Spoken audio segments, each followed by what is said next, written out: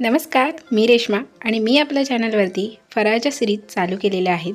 दिवाळी जवळ आलेलीच आहे आणि प्रत्येकजण फराळ कसा बनवायचा ते बघत असणार. तर मीही तुमच्यासाठी फराळाच्या रेसिपी घेऊन आलेली आहे. त्यातलाच हा दुसरा फराळ म्हणजेच मक्याचा अगदी स्वस्तात मस्त आणि बनवायलाही सोपा असा चिवडा आज आपण बघणार आहोत. चला तर आपण सुरुवात करूया.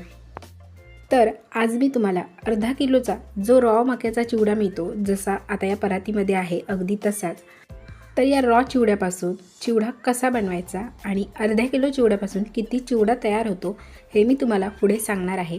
जर तुम्ही ऑर्डर घेत असाल चिवड्याची वगैरे तर तुमच्यासाठी हा व्हिडिओ खूपच उपयुक्त आहे. कारण हा चिवडा बनवायला तुम्हाला किती खर्च आला आणि तुम्ही ते कितीला विकू शकता हे मी सगळ्या व्हिडिओमध्ये सांगितलेलं आहे. तर व्हिडिओ शेवटपर्यंत नक्की बघा.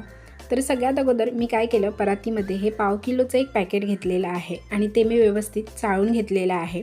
पण आज आपण अर्धा किलोचा चिवडा बनवणार आहोत, पण परातीमध्ये तेवढा राहत नव्हता म्हणून मी पाव किलो याच्यामध्ये पॅकेट फोडून ठेवलेलं आहे.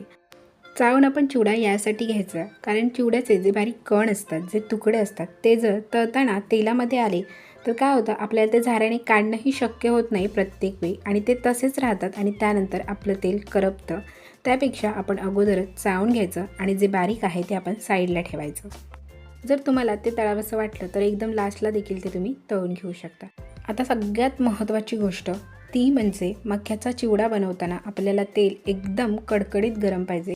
आता तुम्ही बघू शकता तेलामध्ये मी एक चिवडा टाकला आणि तो लगेच वरती यायला, अगदी तशाच प्रकारे आपला चिवडाही लगेच वरती यायला पाहिजे. यासाठी आपल्याला तेल एकदम कडकडीत गरम पाहिजे. आता मक्याचा चिवडा तेलात सोडता नाही, तो एकदम भरपूर घेऊन ये. पहिल्यांदा वाटेल की कढई मोठी आहे एवढा चिवडा येऊ शकतो, पण नाही. पहिल्यांदा तेलामध्ये थोडा सोडून बघा आणि त्यानंतर मग अंदाज घेऊन सोडा, कारण त्यांना भरपूर अशी जागा लागते. आताच तुम्ही बघू शकता अगदी मी मुठभर असा चिवडा घेतला होता आणि तेलामध्ये टाकला होता, पण तो कढईभर फुलला. तर हा जो चिवडा आहे तो भरपूर फुलतो, त्याच्यामुळे याच्यामध्ये पहिल्यांदा थोडा चिवडा टाका आणि अंदाज घ्या. तर मी आत्ताच तुम्हाला सांगितलं की तेल एकदम कडकडीत पाहिजे. याचा आणि एक फायदा आहे, तो म्हणजे चिवडा जो आहे तो मस्त कुरकुरीत असा होतो आणि जर तेल तुमचं चांगलं गरम झालेलं नसेल तर चिवडा आहे तो चिवट होतो. त्याच्यामुळे तेल हे चांगलं गरम पाहिजे. तर अजून एक सांगते, ज्यावेळी तळून झालेला चिवडा आपण काढत असतो त्यावेळी आपण असा प्रयत्न करायचा की तो सगळा चिवडा आपण कढईमधून काढू शकतो. म्हणजे जे बारीक बारीक कण असतात तेही सोबत काढले तर खूपच चांगलं होईल.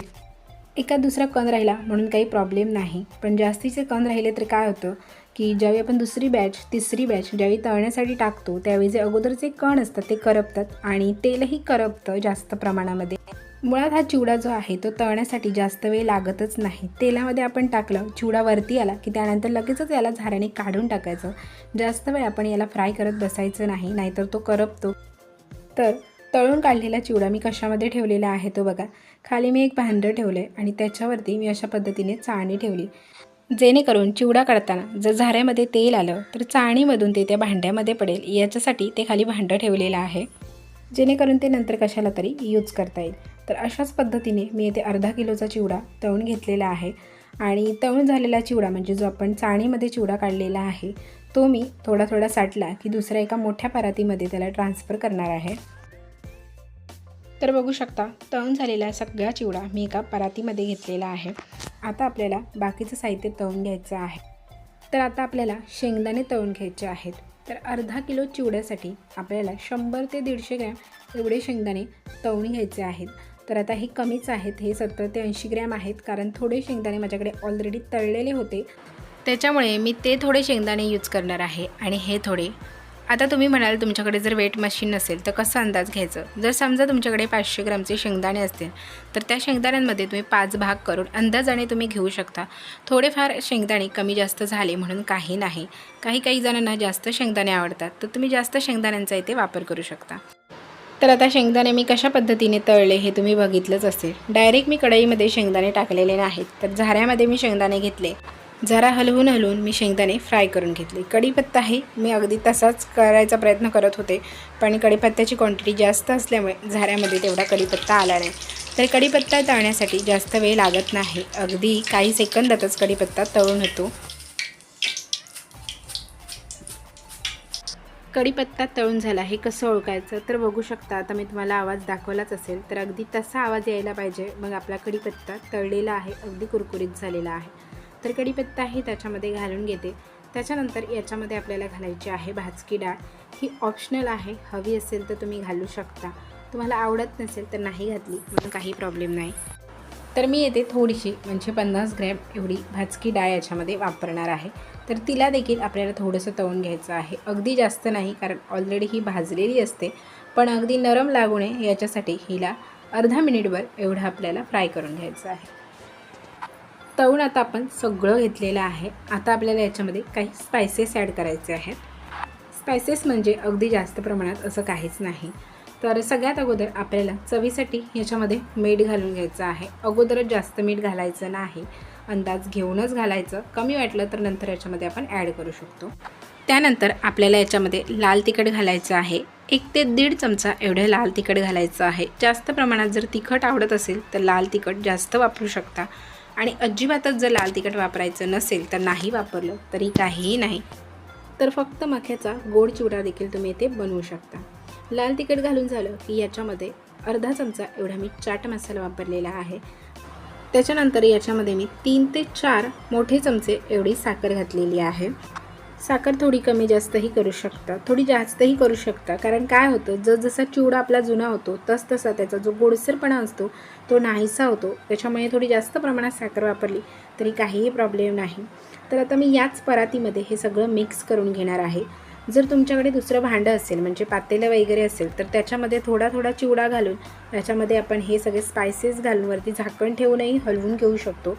पण हा जास्त प्रमाणात आहे, म्हणजे माझ्याकडे एवढं भांडं नाही हलवणं एवढं, त्याच्यामुळे मी परातीमध्येच हाताने अशा पद्धतीने मिक्स करून घेणार आहे. अगदी हलक्या हाताने आपल्याला हे मिक्स करून घ्यायचं आहे, नाहीतर आपला जो चिवडा आहे तो तुटू शकतो.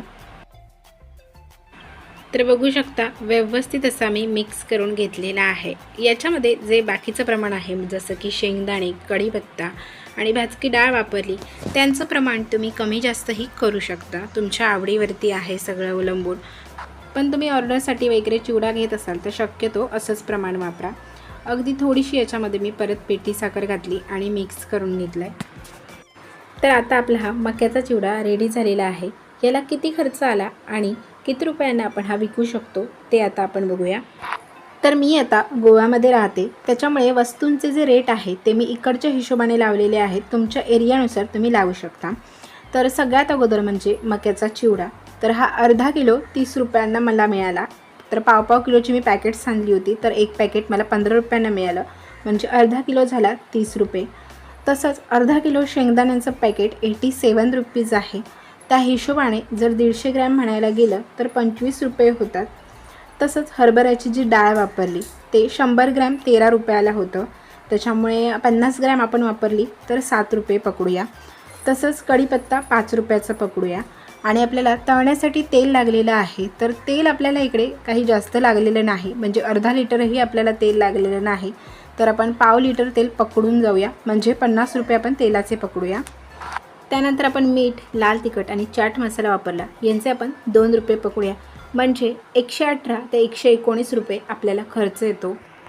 आणि या चिवड्याचं वजन केलं तर 1 किलोच्या आसपास एवढं होतं. एका पॅकेटमध्ये तुम्ही 250 ग्रॅम एवढा चिवडा देऊ शकता, आणि हे पॅकेट तुम्ही आरामात 60 ते 70 रुपयांना विकू शकता. बाहेर जर हा चिवडा घ्यायला गेलं तर 70 रुपये याची प्राईज आहे. तुम्ही 60 रुपयांना जरी विकलं तरी तुम्हाला याच्यामध्ये प्रॉफिट आहे. खरं म्हणजे कसं असतं, एखादा पदार्थ जर आपण जास्त क्वांटिटीमध्ये बनवला आणि जास्त क्वांटिटीमध्ये सेल केला तर त्याचा फायदा आपल्याला जास्त असतो. आताच बघा ना, हा चिवडा तळण्यासाठी आपल्याला जास्त प्रमाणात तेल लागत नाही, म्हणजे पाव लिटर तेलाचाही आपल्याला इथे वापर झालेला नाही, त्यातही आपलं तेल शिल्लक राहतं. पण कढईमध्ये आपल्याला व्यवस्थित तळलं गेलं पाहिजे, याच्यासाठी आपण अर्धा लिटर तरी तेल घेतो. त्यामुळेच म्हटलं, जर चिवड्याची क्वांटिटी जास्त असेल तर आपलं तेलही वेस्ट होत नाही आणि आपल्याला परफेक्ट हिशोबही लागतो. तर कसा वाटला आजचा माझा हा यूजफुल व्हिडिओ? आवडला असल्यास कमेंटमध्ये नक्की सांगा आणि व्हिडिओला एक लाईक नक्की करा. पुन्हा भेटूया दुसऱ्या एका फराळांमध्ये. तोपर्यंत खात राहा आणि बनवत राहा. धन्यवाद.